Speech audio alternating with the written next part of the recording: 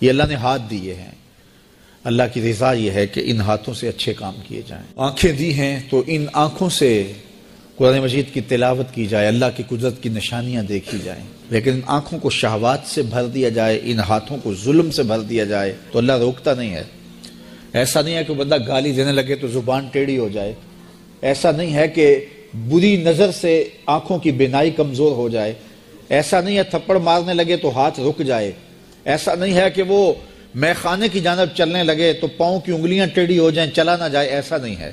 یہ اللہ کی مشیت ہے، اس نے قدموں میں طاقت رکھ دی، جدھر جانا چاہیں جائیں، اس نے اختیار بھی دیا ہے، لیکن یہ اس کا دیا گیا اختیار ہے، یہ اس کی مشیت ہے، لیکن اس کی رضا یہ ہے کہ یہ قدم اٹھیں تو مسجد کی جانب جائیں، یہ قدم اٹھے تو دکھیے کی مدد کے لیے جائیں، رزق حلال کمانے نکلیں، یہ زبان بولے تو قرآن کی تلاوت کرے، یہ لب کھلیں تو احادیث رسول کے نغمے ہوں، خیر خواہی کے کلمات ہوں، مخلوق خدا کی بہتری کی بات ہو۔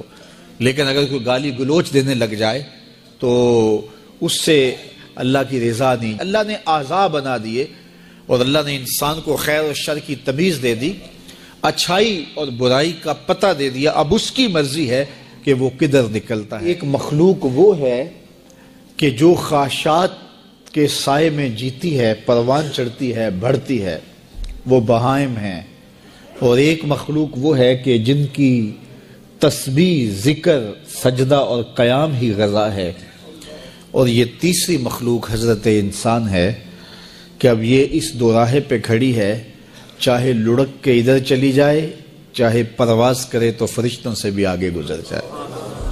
اب یہ اس کا اختیار ہے۔ حضرت انسان اللہ کی تخلیق کا شاہکار ہے، تو وہ لڑک کے چوپایوں جیسے کام کرے تو پھر چوپایا تو وہ ہوا ہی ہوا، لیکن فرمایا بل ہم عدل، بلکہ چوپایوں سے بھی گزر گیا ہے، اس لیے کہ چوپائے کے پاس تو تھا ہی وہ جو اس نے کیا، اور اس کے پاس چراغ علم بھی تھا، جگمگاتی راہیں بھی تھی، جنت کے راستے بھی تھے۔ یہ آسمان کی طرف پرواز کرنے کی بجائے زمین کی طرف لڑک گیا تو یہ چوپایوں سے بھی بدتر ہے۔ اور اگر یہ دوسرا راستہ جو کہکشاؤں سے بھرا ہوا راستہ ہے، نور و نکھت سے سجا ہوا راستہ ہے، اس خیر کی راہ پہ گامزن ہوتا ہے تو پھر فرشتے بھی اس کی قسمت پہ رشک کرتے ہیں، پھر فرشتوں سے بھی آگے گزر جاتا ہے۔ یہ اللہ تعالیٰ نے ہر طرح سے راہیں اس کے لیے اجال دی ہیں، فطرتاً بھی اور انبیاء اور رسل کے ذریعے بھی، کتب کے ذریعے بھی، صحیفوں کے ذریعے بھی، مصلحین کے ذریعے سے، عقل و فہم جو دیا گیا اس کے ذریعے سے۔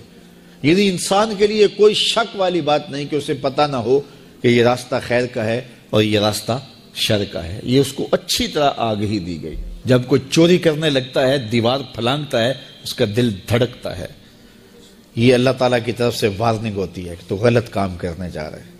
جب کوئی ڈاکہ مارنے لگتا ہے، ناکہ لگا کسی کو روکتا ہے تو اس کا دل ڈرتا ہے کہ تو جرم کر رہا ہے۔ جب بدکاری کو کرنے لگتا ہے تو اس کا دل ڈولتا ہے کہ تم غلط کام کرنے جا رہے ہو۔ جب کوئی کسی کو قتل کرنے لگتا ہے تو جب وہ مقتول پہ حملہ آور ہوتا ہے تو دل ڈولتا ہے کہ تم غلط کر رہے ہو۔ حتیٰ کہ دیوار رکھتے ہوئے ہمسائے کے 2 انچ بھی دبانے لگے تو دل ڈولتا ہے کہ تم غلط کر رہے ہو۔ یہ جو تیز تیز دل دھڑکنے لگتا ہے گناہ کرتے ہوئے، تو یہ اللہ کی طرف سے اسے بتایا جا رہا ہوتا ہے کہ تم غلط کر رہے ہو۔ حضور سے پوچھا گیا کہ ایمان کیا ہے؟ فرمایا جب نیکی تجھے خوش کر دے اور گناہ تجھے دکھی کر دے فانت مومن، تو تو مومن ہے۔ تو کسی کو پوچھنے کی بجائے اپنے اندر سے فتویٰ لیا جاتا ہے، اندر ہی بتاتا ہے کہ اچھائی کیا ہے، اندر ہی بتاتا ہے کہ برائی کیا ہے۔ اب وہ کس راہ پہ چلے گا؟ میرے حضور نے فرمایا جنت کا راستہ مشکل اور کٹھن ہے، اور جو جہنم کا راستہ ہے وہ آسان اور آراستہ ہے، شہوات سے سجا ہوا راستہ ہے۔ اب تمہیں پتہ ہے کہ انجام کیا ہے اور تمہیں اختیار دیا گیا ہے۔ بعض لوگ اختیار کو اللہ کی رضا سمجھ لیتے ہیں، تو یہ بات جانیے کہ اللہ کی رضا میں اور اس کی مشیت میں بڑا فرق ہے۔ بعض لوگوں کی رسی اللہ نے دراز کی ہوتی ہے تو لوگ کہتے ہیں اللہ راضی نہیں ہے تو ایسا کیوں ہے، یہ کون سی کہانی ہوئی؟ ظالم جابر لوگ تختوں پہ بیٹھ جاتے ہیں، مختلف حکومتیں سنبھال لیتے ہیں اور خلق خدا کی ناک میں دم کر دیتے ہیں، لوگ کہتے ہیں اللہ راضی نہیں ہے تو ایسا کیوں ہے، یہ کون سی بات ہوئی؟ تو یہ ہمارا ایک خود ساختہ کہا ہوا جملہ ہے۔ حقیقت میں کیا ہے کہ اللہ کی رضا اور ہے، اللہ کی مشیت اور ہے۔